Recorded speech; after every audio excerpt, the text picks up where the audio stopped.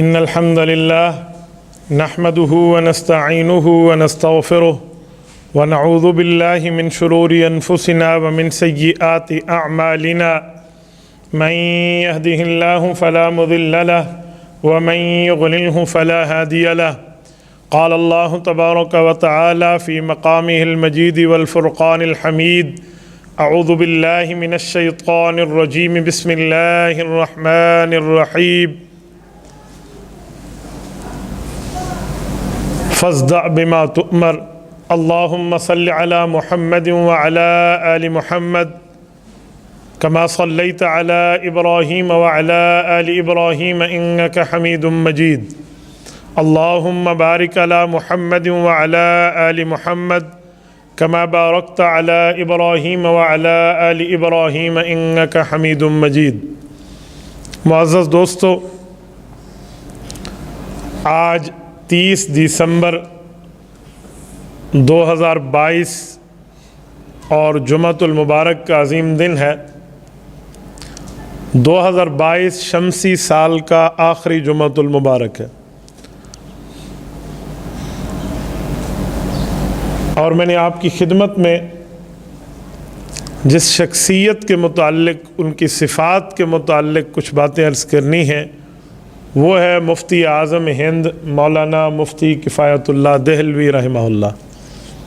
ان کا انتقال آج سے 68 سال قبل 31 دسمبر 1952 کو ہوا ہے۔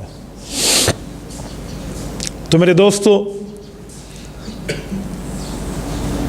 گزشتہ جمعہ میں نے آپ کی خدمت میں اسی حوالے سے بات عرض کی تھی کہ اللہ تعالیٰ نے ہمیں جو انبیاء کرام اور سابقہ امت کے اچھے لوگوں کے واقعات بتائے ہیں قرآن کریم میں، وہ اس لیے ہیں کہ امت مسلمہ کے دل اس سے مضبوط ہو جائیں۔ ہم اپنے بڑے، اپنے اکابرین، اپنے اولیاء کرام اور اپنے بزرگوں کے واقعات اس لیے نہیں پڑھتے کہ وہ کوئی نعوذ باللہ نبی ہیں یا کوئی خدا ہے، بلکہ اس لیے کہ نبی پاک صلی اللہ علیہ وآلہ وسلم کی زندگی، ان کی زندگی میں بطور عملی نمونہ ہمیں نظر آتی ہے۔ مولانا مفتی کفایت اللہ دہلوی رحمہ اللہ 1876 میں ان کی پیدائش ہے، اور یہ دارالعلوم دیوبند کے فاضل ہیں۔ شیخ الہند حضرت مولانا محمود حسن دیوبندی رحمہ اللہ کے مایہ ناز اور قابل اعتماد شاگرد و رفیق ہیں۔ اللہ تعالیٰ نے ان سے بڑی خدمات لی ہیں۔ انہوں نے قرآن کریم کا ترجمہ اور تفسیر 18 سال کی ریزی پر مرتب کروایا ہے۔ اسی طرح احادیث پاک ساری زندگی، تقریباً 60 سالہ ان کی زندگی ہے، رسول اللہ صلی اللہ علیہ وسلم کی حدیث کے پڑھتے پڑھاتے گزری ہے۔ اس کے علاوہ دین اسلام کی سمجھ بوجھ، جسے فقہ اسلامی کہتے ہیں، قانون اسلامی کہتے ہیں، تو فقہ اسلامی پڑھنے پڑھانے اور فتاوی جات مرتب کروانے میں حضرت کی علمی خدمات اس وقت دارالاشاعت کا جدید طبع چھپ کے آ چکا ہے۔ تقریباً یہ کوئی 12 سے لے کر 15 جلدوں کے اندر حضرت کے صرف فتاوی جات کی لسٹ موجود ہے جو انہوں نے ترتیب دلوائی ہیں۔ اسی طرح حضرت کو رب کریم نے شاعری کا شوق بھی دیا تھا، بہترین شاعر تھے، ادیب بھی تھے، محرک بھی تھے، سیاسی رہنما بھی تھے، اور خانقاہی نظام میں حضرت مولانا رشید احمد گنگوہی رحمہ اللہ سے حلقہ بیعت میں داخل بھی تھے۔ تو بہت سے حضرت کے واقعات ہیں جن کو میں آپ کی خدمت میں تفصیلاً تو کوٹ نہیں کر سکتا، میں چند باتیں آپ کی خدمت میں رکھنا چاہوں گا۔ سب سے پہلی اور بنیادی بات یہ ہے کہ دارالعلوم دیوبند میں جب داخل ہوئے تو ان سے 1 سال پہلے حضرت مولانا سید انور شاہ کشمیری رحمۃ اللہ تعالیٰ علیہ نے علوم حدیث کا سبق مکمل کیا تھا۔ اگلے سال انہوں نے کیا ہے 1314 عیسوی میں، 1314 ہجری میں مولانا کشمیری ہیں، 1315 میں حضرت مولانا کفایت اللہ دہلوی ہیں، اور 1316 ہجری میں مولانا سید حسین احمد مدنی رحمہ اللہ۔ یعنی یہ اس طرح ہم جماعت رہے ہیں، اور ایک سبق میں تقریباً یہ اپنے اپنے ساتھ اساتذہ سے پڑھا کرتے تھے۔ ایک رسالہ ہے میر زاہد، یہ طلباء کو پڑھایا جاتا تھا پرانے زمانے میں دارالعلوم دیوبند کے اندر، آج کل تو شاید نصاب کا حصہ نہیں ہے۔ اس کا پرچہ تھا، استاذ تھے مولانا شیخ الہند محمود الحسن رحمہ اللہ۔ مولانا سید حسین احمد مدنی رحمہ اللہ کا بیان ہے، وہ فرماتے ہیں میں نے پوری رات جاں فشانی سے امتحان کی تیاری کی اور اس کو مستقل طور پہ لکھ دیا، اور جتنے سوال آئے میں نے اتنے حل کیے، لیکن 5 سے لے کر 4 صفحات میں نے تفصیلاً لکھ دیے تھے، اور مجھے امید تھی کہ سب سے زیادہ نمبر مجھے ملیں گے کلاس میں۔ طالب علمی زمانے کا واقعہ بیان کر دیں، لیکن کہتے ہیں میں نے دیکھا کہ ہمارے استاد حضرت مولانا شیخ الہند رحمہ اللہ نے مولانا کفایت اللہ صاحب کو بھی اتنے ہی نمبر دیے جتنے مجھے دیے، حالانکہ انہوں نے آدھے صفحے پہ اس کا جواب لکھا تھا۔ تو تحریر اگرچہ میری زیادہ تھی، لیکن مجھے یہ استاد جی کی طرف سے بتایا گیا کہ آپ کی تحریر بالکل ٹھیک ہے، لیکن آپ نے تفصیل سے لکھا ہے، اور کفایت اللہ نے بھی ٹھیک لکھا ہے، لیکن اس نے سمندر کو کوزے میں بند کر دیا۔ مختصر اور پر اثر انداز میں حضرت مدنی رحمہ اللہ ان کا اس طرح اچھائی کے ساتھ تذکرہ فرمایا کرتے تھے۔ حضرت مولانا مفتی کفایت اللہ دہلوی رحمہ اللہ نے اپنا مدرسہ قائم کیا تھا جامعہ امینیہ دہلی کے اندر، اور انہوں نے وہاں پر جو فتویٰ مرتب کیا، لوگ فتاویٰ پوچھتے، سوالات پوچھتے، جوابات دیتے، آج وہ بڑی بڑی جلدوں میں بڑی بڑی لائبریریوں کا حصہ ہے، اور زینت ہے ان لائبریریوں کی، علماء کرام اس کو اپنے پاس رکھتے ہیں اور اس سے استفادہ کرتے ہیں۔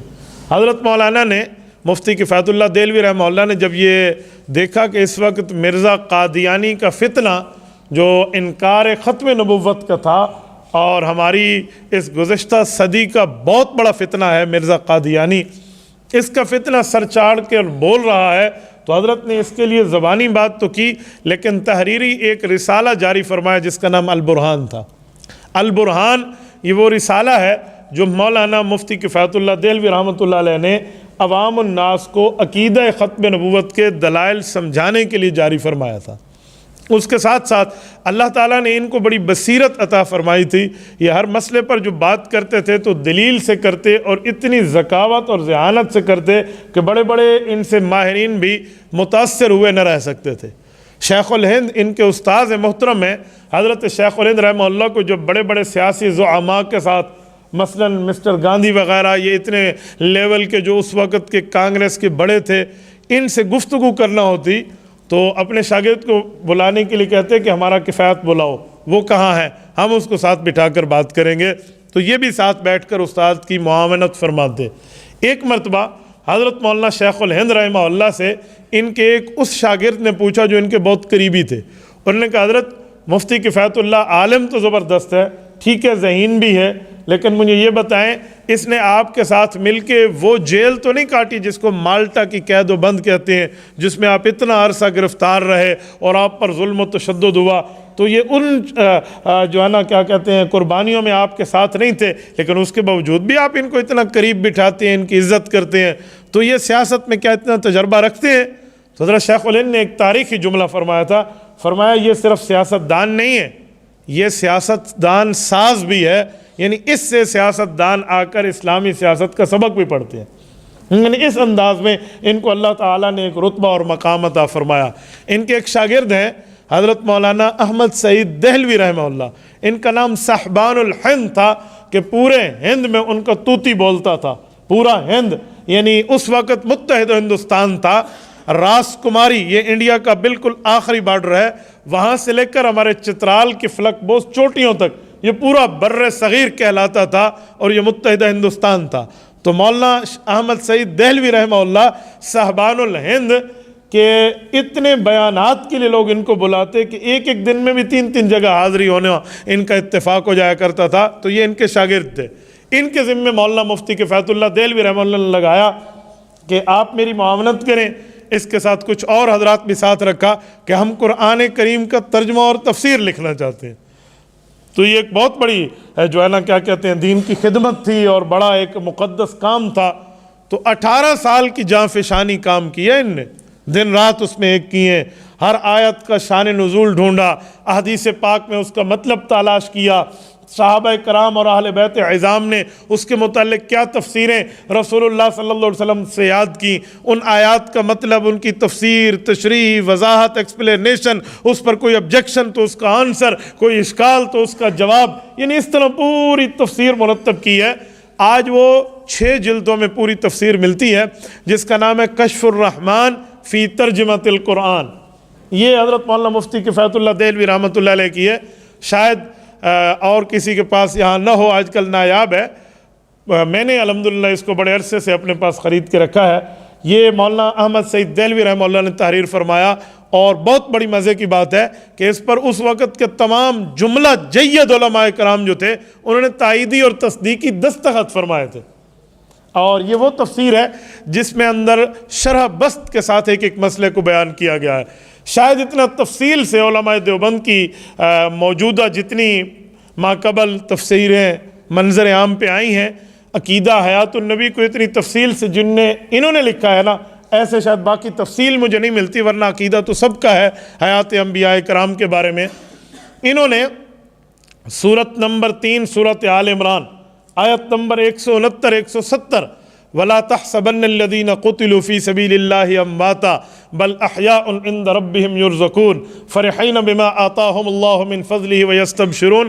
اس آیت کی شرح میں ایک تفصیل دی ہے، اور تفصیل دیتے دیتے قرآن اور حدیث سے دلائل دیتے آخر میں خلاصہ اور سمری یہ لکھا کہ وفات کے بعد انبیاء کرام کو رب کریم قبروں میں وہ زندگی عطا فرماتے ہیں جس زندگی سے اللہ تعالیٰ ان کو زندہ اور عبادت کرنے پر قادر فرما دیتے ہیں.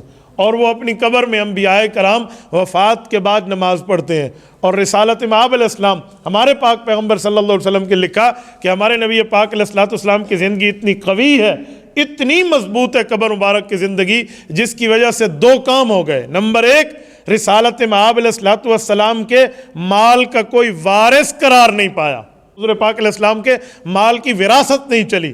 پیغمبر علیہ السلام کا ایک یہ خصوصیت کا ذکر فرمایا. دوسرا فرمایا نبی پاک صلی اللہ علیہ وسلم کی بیویوں سے امتی نکاح نہیں کر سکتا. دیکھیں بنیادی وجہ یہ ہے کہ نبی پاک علیہ السلام کی بیوی جو ہے وہ حضور کی وفات سے بیوہ ہوتی ہے یا بیوی رہتی ہے. یہ علماء میں ایک مسئلہ چلتا ہے. حضرت قاضی ثناء اللہ پانی پتی رحمہ اللہ کی تحقیق ہے، انہوں نے تفسیر مظہری میں لکھا ہے لم یطعم ازواجہ صلی اللہ علیہ وسلم، حضور پاک کی وفات تو آتی ہے لیکن وفات سے بیوی رہتی ہے، بیوہ نہیں رہتی.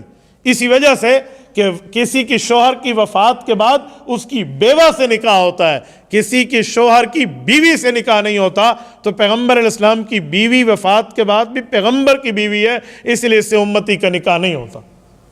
باقی جو وجہ بتائی جاتی ہے کہ پیغمبر کی بیوی امت کی ماں ہے، تو یہ وجہ جو ہے یہ وجہ بھی ہے، لیکن یہ ثانوی وجہ ہے.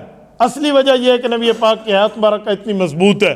اگر کوئی اس پر بات کرے کہ نبی کی بیوی امت کی ماں اس وجہ سے نکاح نہیں ہوتا تو وہ روحانی ماں ہے، جسمانی ماں نہیں ہے. اگر جسمانی ماں ہوتی تو نبی کی بیوی سے پردہ بھی نہ ہوتا. حالانکہ قرآن کہتا ہے فَاسْأَلُوهُنَّ مِن وَرَاءِ حِجَاب، نبی کی بیوی سے پردہ کرنا آپ کے لیے لازمی ہے. تو پیغمبر کی بیویوں سے جو پردہ ہے تو مومنین کی مائیں ہیں رتبے میں، شان میں، مقام میں، لیکن جسمانی نہیں ہے، روحانی ماں ہے. اور روحانی والد کے فوت ہونے کے بعد روحانی ماں سے نکاح کرنا تو جائز ہوتا ہے جو عام بندوں میں ہے.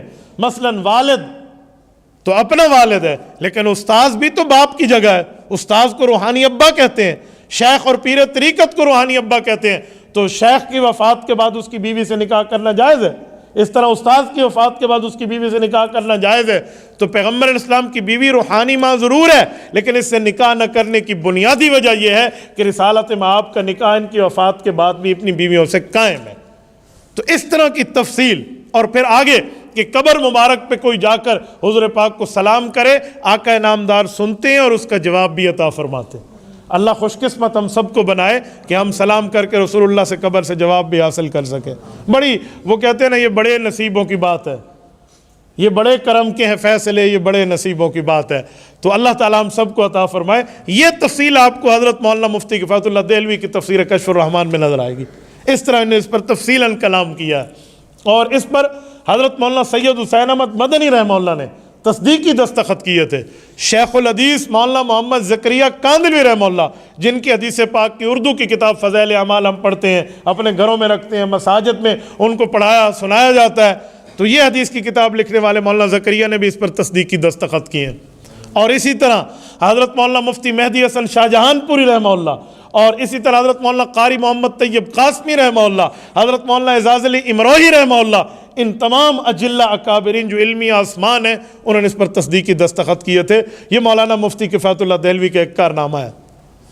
اور میرے دوستو، آپ اور ہم ایک واقعہ سنتے رہتے ہیں کہ غازی علم الدین رحمہ اللہ کا بہت بڑا نام ہے، جس نے گستاخ رسول اس وقت کا جو تھا ہندو راجپال یا اس طرح اس کا کوئی نام تھا، اس کو مردار کیا تھا، اور جس کے لیے علامہ محمد اقبال رحمہ اللہ نے یہ بات کی تھی کہ ایسی تک دے رہ گئے درکھانا دا منڈا بازی لے گیا ہے۔ تو ان کو خراج عقیدت پیش کرنے کے لیے جو آج تک دنیا میں کام ہے، یہ غازی علم الدین کو جو جس معاملے میں ان کی جذبہ بڑھا تھا اور انہوں نے جا کر اس گستاخ رسول کا کام تمام کیا تھا، وہ جلسے کا بیان حضرت عطا اللہ شاہ بخاری رحمہ اللہ نے کیا تھا، امیر شریعت، اور اس جلسے کی جو اس وقت کی سربراہی تھی وہ حضرت مولانا مفتی کفایت اللہ دہلوی رحمہ اللہ اور مولانا احمد سعید دہلوی فرما رہے تھے۔ یہ اس وقت لاہور میں موجود تھے، یعنی یہ ترتیب تھی۔ اس سے وہاں قائد اعظم محمد علی جناح نے تو کیس لڑائے باقاعدہ ہمارے غازی علم الدین شہید رحمہ اللہ کا، تو اس پر اس وقت کی جملہ مسلمان قیادت اتفاق میں تھی۔ تو ان قیادت میں ایک قائد کا نام مولانا مفتی کفایت اللہ دہلوی ہے، اور حضرت شیخ الہند رحمہ اللہ نے اپنی وفات کے وقت فرمایا تھا کہ حبیب الرحمن عثمانی جو دارالعلوم دیوبند کے فتاویٰ کے مرتب ہیں، یہ اور مولانا مفتی کفایت اللہ دہلوی، ان کو نہ چھوڑنا، ان کو پکڑے رہنا، یہ آپ کی بہت بڑی مدد اور نصرت کی امت کے معاملات میں کام آئیں گے۔ تو ایسا ہی ہے، جمعیت علماء ہند انہوں نے قائم کی تھی۔ جمعیت علماء ہند 1920 میں قائم ہوئی، 1920 سے لے کر 1940 تک 20 سال یہ اس کے سربراہ رہے، اور جس وقت پرچم کی باری آئی کہ پرچم کون سا رکھا جائے، تو جمعیت علماء ہند کا اس وقت 1920 میں جو پرچم رکھا گیا وہ پرچم نبوی کہلاتا ہے۔ کیوں؟ رسول اللہ صلی اللہ علیہ وسلم کا جو پرچم تھا، بڑا پرچم، اس میں دھاری دھار جو ہے نا پٹیاں تھیں، تو جس کو ہم حضرت اماں عائشہ رضی اللہ تعالیٰ عنہ کا دوپٹہ بھی کہتے ہیں، اور حضرت اماں جان رضی اللہ تعالیٰ عنہ کے اسی فال پر جمعیت علماء ہند کا پرچم بنایا گیا، اور اس پرچم میں سفید دھاریاں کم رکھی گئیں، کالی دھاریاں زیادہ رکھی گئیں، 11 پٹیوں پر مشتمل یہ پرچم بنا۔ اس کی وجہ ہمارے اکابرین کی سوچ اور فقاہت پہ قربان ہونے کو جی کر رہا ہے کہ انہوں نے ایک حدیث پاک پر عمل کیا۔ حضرت اماں جان عائشہ صدیقہ رضی اللہ عنہ کا جو ہار تھا، جو ہار حضرت اسماء رضی اللہ عنہ سے انہوں نے لیا تھا، اور وہ ہار ایک سفر میں گم گیا، حضور پاک علیہ السلام نے اس کی تلاش کرائی، صحابہ اس کی تلاش میں تھے، صبح نماز کا وقت ہو گیا اور وضو کا پانی نہیں تھا، تو اللہ نے آیت اتار کے رخصت دے دی، فرمایا فَلَمْ تَجِدُوا مَاءً فَتَيَمَّمُوا صَعِيدًا طَيِّبًا۔ سورۃ مائدہ میں ہے کہ پانی نہیں ہے تو کوئی ڈر کی بات نہیں ہے، آپ تیمم کر لو۔ تو اماں عائشہ کے اس ہار کی وجہ سے اللہ تعالیٰ نے اتنی بڑی نعمت ہمیں عطا فرمائی۔ تو کہتے ہیں جب اونٹ کو اٹھایا فَبَعَثْنَا الْبَعِيرَ عِقْدُ الَّذِي تَحْتَهُ، گردن میں پہننے والا وہ جو ہار تھا عقد، جب ہم نے اس اونٹ کو اٹھایا، اس اونٹ کے نیچے وہ جو ہے نا کیا کہتے ہیں وہ ہار پڑا ہوتا، وہ ہار مل بھی گیا، تو اس ہار میں سفید دانے کم تھے، کالے موتی زیادہ تھے، اس وجہ سے جمعیت علماء ہند کے پرچم میں کالی پٹیاں زیادہ اور سفید پٹیاں کم رکھی گئیں۔ یہ حضرت مولانا مفتی کفایت اللہ دہلوی کا ایک عظیم کارناموں میں ایک کارنامہ ہے۔ اور جب یہ دنیا سے رخصت ہوئے تو مولانا احمد سعید دہلوی رحمہ اللہ نے ان کا جنازہ پڑھایا، اور وہ 31 دسمبر تھا 1952 کا۔ میں نے اسی حوالے سے بات شروع کی تھی کہ آج بھی ایک دن کے بعد 31 دسمبر حضرت کا یوم وفات بھی ہے، تو حضرت رحمہ اللہ کا جنازہ مولانا احمد سعید دہلوی رحمۃ اللہ علیہ نے پڑھایا، اور جو ہے نا اس وقت کوئی 1 لاکھ سے زائد بندے ان کے جنازہ میں جمع ہوئے تھے۔ ان کی قبر مبارک میں تدفین کے لیے مولانا حسین احمد مدنی، مولانا اعزاز علی مروہی یہ قبر میں نیچے اترے اور ان کو قبر میں دفنایا۔ تو اس سے اندازہ لگائیں ہمارے اتنے جملہ کابرین کو رب کریم نے کتنا مقام عطا فرمایا۔ اور ہمارے والد محترم شیخ الحدیث حضرت مولانا محمود الحسن قریشی رحمہ اللہ، ہمارے والد صاحب کو یہ سعادت ہے کہ وہ حضرت مولانا مفتی کفایت اللہ دہلوی کے براہ راست شاگرد ہیں۔ اللہ تعالیٰ نے ان کو وہاں سے زانو تلمذ بھی عطا فرمایا، اور والد صاحب بیان فرمایا کرتے تھے کہ حضرت نے ہم سے وعدہ کیا تھا کہ میں آپ کے ہاں ڈیرہ اسماعیل خان حاضری کروں گا، تو شیخ الحدیث حضرت مولانا علاؤ الدین نور اللہ مرکزہ کے مدرسے میں یہاں پروگرام بنایا ان کے ختم بخاری یا حدیث پاک کے کسی پروگرام کے حوالے سے، تو حضرت کے لیے دعوت کے لیے حضرت والد صاحب کہتے ہیں میں وہاں گیا، دہلی حاضر ہوا، تو حضرت نے مجھے سے پوچھا کہ سفر کتنا ہے، کتنے گھنٹے لگ جاتے ہیں. تو والد صاحب کہتے ہیں اس زمانے میں ریل گاڑی کا سفر تھا، پھر اس طرح یہ پل بھی نہیں تھی اور باقی معاملات پرانے زمانے کے. تو ہم نے کہا جی 8 گھنٹے لاہور تک، پھر اس سے آگے 8 گھنٹے فلاں جگہ تک، پھر ایسے. تو حضرت نے کہا بیٹا میں معذرت کرتا ہوں، میں جسمانی طور پہ کچھ بیماریوں میں عوارض میں ہوں، لہذا قاری محمد طیب قاسمی صاحب ہیں حضرت نانوتوی رحمۃ اللہ علیہ کے پوتے، دارالعلوم دیوبند کے نصف صدی تک محتمم رہے ہیں، ان کو لے جائیں. تو کہتے ہیں حضرت تشریف نہ لا سکے مفتی کفایت اللہ دہلوی رحمہ اللہ، تو قاری محمد طیب صاحب تشریف لائے تو اس مدرسے میں پروگرام ہوا. اور اس پروگرام کی کرامت یہ تھی کہ حضرت قاری طیب قاسمی رحمۃ اللہ تعالی علیہ نے سورۃ الفجر والفجر وليال عشر اس کی تلاوت فرمائی. کہتے ہیں جو ہندو ٹھہرے تھے نا سنتے ہوئے، اس وقت تقسیم سے پہلے کی بات کر رہا ہوں، تو ان ہندوؤں نے اپنی چوٹی کٹوا کر کلمہ پڑھنے کے لیے لائن لگا لی کہ ہمیں آپ کو مسلمان کر لیں. ان کے قرآن کریم پڑھنے میں اتنی چاشنی اور اتنی لذت تھی کہ وہ جو ہے نا کیا کہتے ہیں، اس طرح کئی ہندو مسلمان ہو گئے. تو ان نے ایک مرتبہ اس کی صرف یعنی سمجھے تلاوت کی تھی، اور اللہ تعالیٰ نے لوگوں کے دلوں میں ایمان کو اتنا گھر کرا لیا تھا. تو یہ مولانا مفتی کفایت اللہ دہلوی کے بارے میں چند باتیں تھیں. دعا فرمائے اللہ تعالیٰ ہمیں اپنے اکابرین کے نقش قدم پر چلنے کی توفیق عطا فرمائے. اللہ تعالیٰ ان کے آخرت کے منازل آسان فرمائے. رب کریم ان کی قبور مطہرہ پر کروڑوں اربوں رحمتیں نازل فرمائے. یہ ایک سوال ہے، میں اس کی وضاحت کے دیتا ہوں. یہ واقعہ کل کا ہے. سوال یہ ہے کہ مفتی صاحب ایک ویڈیو میں آپ پی ٹی آئی کے علی امین گنڈاپور کے ساتھ کل بیٹھے ہوئے تھے کہ آپ نے ان کی جماعت کو جوائن کر لیا. یہ میں تھوڑا سا پس منظر تہ منظر اور پیش منظر بھی بتا دوں کہ معاملہ عیدگاہ کے حوالے سے ہوا کیا ہے. آپ اور ہم جانتے ہیں، ہمارے شہر بھر کے سارے حضرات جانتے ہیں کہ جامع مسجد جو ہے عیدگاہ کلاں حضرت مولانا احمد صاحب رحمہ اللہ ولی، یہ عیدگاہ ہے. اور پتہ نہیں 400 سال سے حضرت مولانا احمد صاحب کے خاندان کی ایک خدمات ہے ڈیرہ اسماعیل خان میں. 1692 عیسوی میں یہ لوگ یہاں آئے ہیں، اور یہاں پر آ کر ان نے جامع مسجد کلاں اور عیدگاہ اور اس طرح کی یہاں ترتیبیں رکھی ہیں.